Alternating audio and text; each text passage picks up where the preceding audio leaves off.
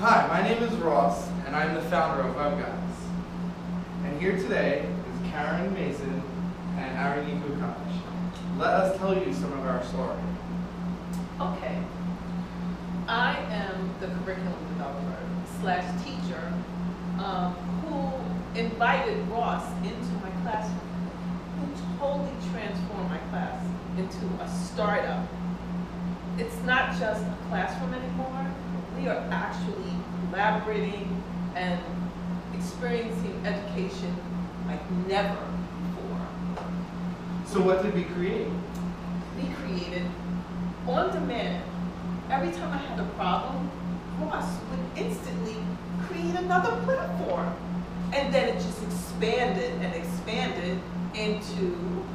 Now we have over 20 personalized platforms that we created, and we use open source software to help give the proper tools to students and teachers and the proper infrastructure they need to work and achieve a lot more. Nick, what's on here? Our biggest challenge so far is getting into hundreds of schools. Now, getting into schools obviously is not the problem because we actually have the coolest thing in the DOE right now. Our program, I mean, we have waiting lists of the program for right now, for coming in September. The only problem is my infrastructure can only handle about 9 schools. And then we're gonna have some rocky waters. Now, that's completely not gonna work if I wanna get into 200 schools. So our biggest challenge right now you would think it would be development, product design, even like marketing and like actual website, we did it all in-house. Like just to show you how passionate we are.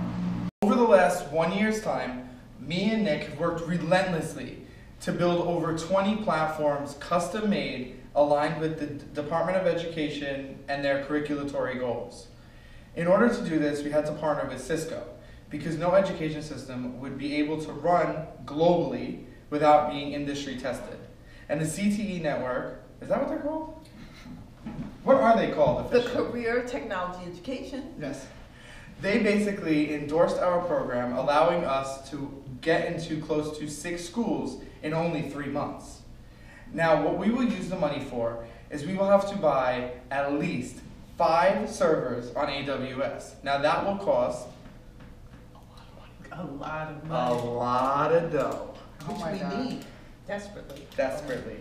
Now, in order to get these servers, we have to have at least $1,400 a month just to go in the garbage.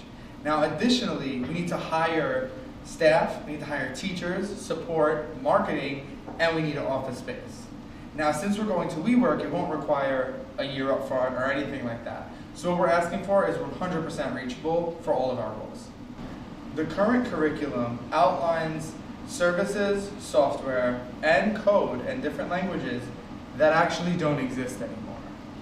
Now, that's a problem because now they learn how to do something, but when it comes to applying it in the real world, they absolutely have no idea how to do it because the exact thing that they learned is now no longer a thing.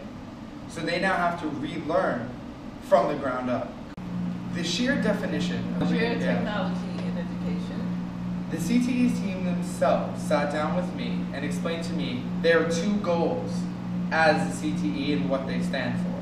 The first one is making technology and the jobs associated with it 100% accessible from when they enter 9th grade in high school. Now the second part, and this is where it gets tricky, they strive to tell high school students from 9th grade that there's 2 paths that you can follow.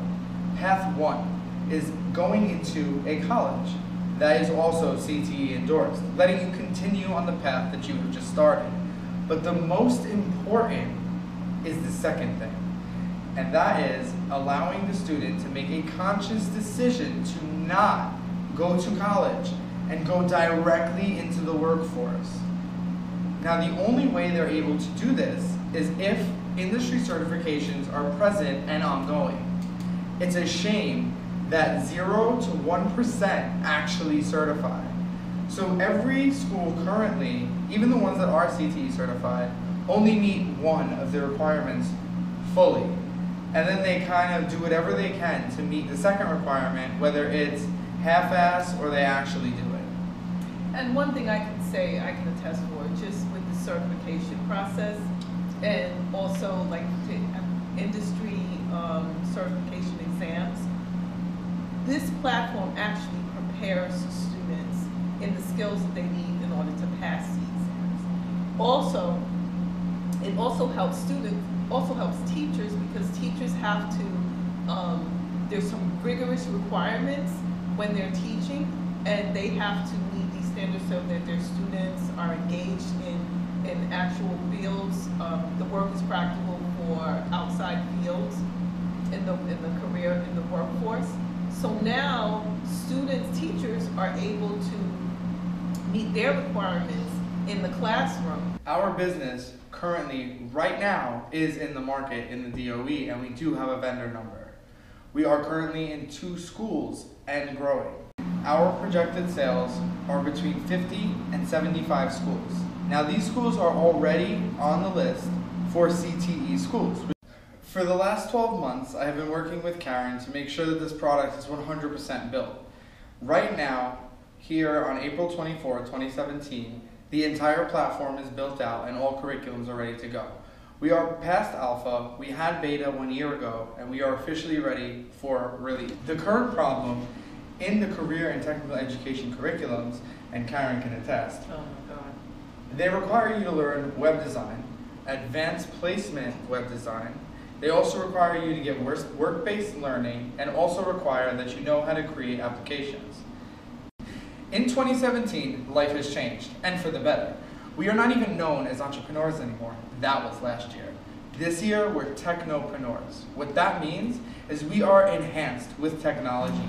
Okay, so I create this curriculum, and what I base this on is the HoloLens technology. So I came up with this idea, how can I teach this technology?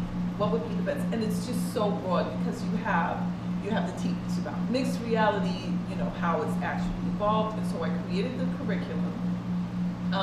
However, Ross told me, he was like, listen, why don't we break it up so each team could contribute to the overall curriculum?